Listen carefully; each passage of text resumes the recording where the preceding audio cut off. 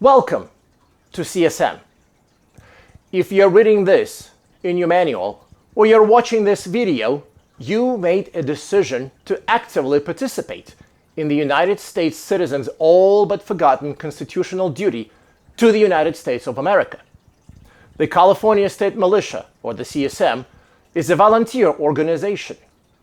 Each of the individuals that participate, drill, train, equip, and master do so of their own free will and accord. Despite being a volunteer organization, there are numerous specific requirements and expectations placed upon each of its members. The purpose of the unorganized militia is very real and defined in the United States Constitution and the Military Veteran Code. As a member of the CSM, you're expected to perform to the rules and regulations of this organization. They are in place to protect you, your fellow members, and the reputation of the CSM. As a CSM member, you will be expected to have the gear needed to properly train with the CSM groups and participate in CSM exercises. While no member will be prohibited from participating in training for not having all the gear, each member is expected to acquire the minimum basic gear as quickly as possible. You're encouraged to talk to your fellow CSM members to see what gear works for them and what they might recommend.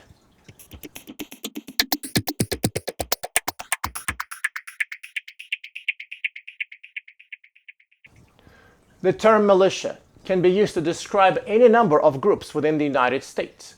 Primarily, these groups break down as follows. 1.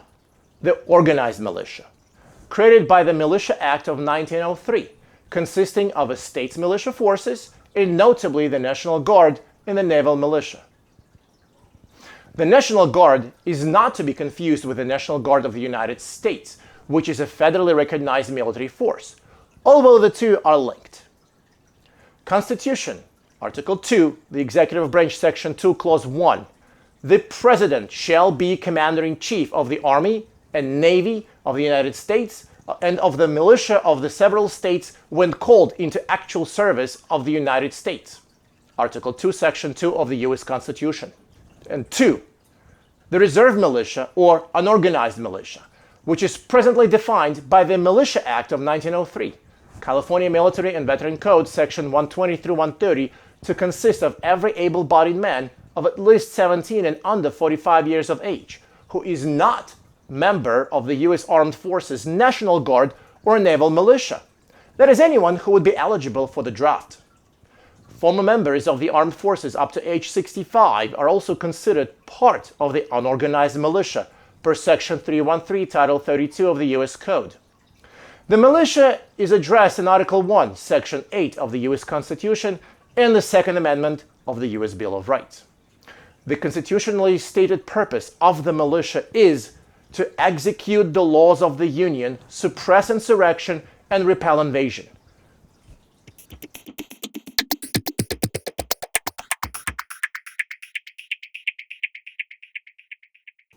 The Dick Act of 1902 is known as the Efficiency of the Militia Bill, H.R. 11654 of June 28, 1902, invalidates all so-called gun control laws. It also divides the militia into three distinct and separate entities. The three classes H.R. 11654 provides for are the organized militia, henceforth known as the National Guard of the state, territory and district of the Columbia, the unorganized militia, and the regular army. The militia encompasses every able-bodied male between the ages of 18 and 45. All members of the unorganized militia have the absolute personal right and the Second Amendment right to keep and bear arms of any type, and as many as they can afford to buy. The Dick Act of 1902 cannot be repealed. To do so would violate bills of attainder and ex post facto laws, which would be yet another gross violation of the U.S. Constitution and the Bill of Rights. The President of the United States has zero authority without violating the Constitution to call the National Guard to serve outside of their state borders. The National Guard militia can only be required by the national government for limited purposes specified in the Constitution: to uphold the law of the Union, to suppress the insurrection, and repel invasion.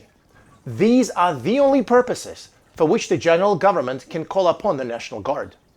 Attorney General Wickersham advised President Taft the organized militia, the National Guard, cannot be employed for offensive warfare outside the limits of the United States.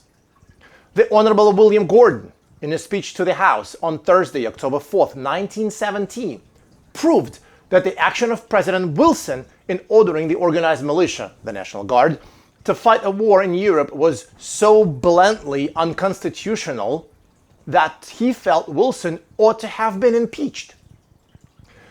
During the war with England, an attempt was made by Congress to pass a bill authorizing the president to draft 100,000 men between ages 18 and 45 to invade enemy territory. Canada. The bill was defeated in the House by David Webster on the precise point that Congress had no such power over militia as to authorize it to empower the president to draft them into the regular army and send them out of the country. The fact is that the president has no constitutional right under any circumstances to draft men from the militia to fight outside the borders of the USA, and not even beyond the borders of their respectful state. Today, we have a constitutional law which still stands in waiting for the legislators to obey the Constitution which they swore an oath to uphold. Charles Hughes of the American Bar Association, ABA, made a speech which is contained in the appendix to the Congressional Record, House, September 10, 1917, pages 6,836 through pages 6,840, which states, "The militia, within the meaning of these provisions of the Constitution, is distinct from the Army of the United States." In these pages, we also find a statement made by Daniel Webster that the great principle of the Constitution on that subject is that the militia is the militia of the states and of the general government. And thus, being the militia of the states, there is no part of the Constitution worded with greater care and with more scrupulous jealousy than that which grants and limits the power of Congress over it. This limitation upon the power to raise and support armies clearly establishes the intent and purpose of the framers of the Constitution to limit the power to raise and maintain a standing army to voluntarily enlistment. Because if the unlimited power to draft and conscript was intended to be conferred, it would have been a useless and puerile thing to limit the use of the money for that purpose.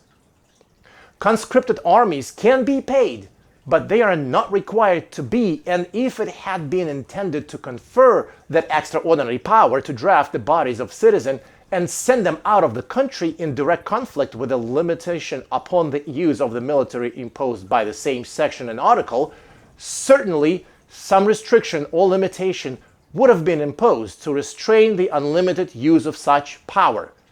The Honorable William Gordon.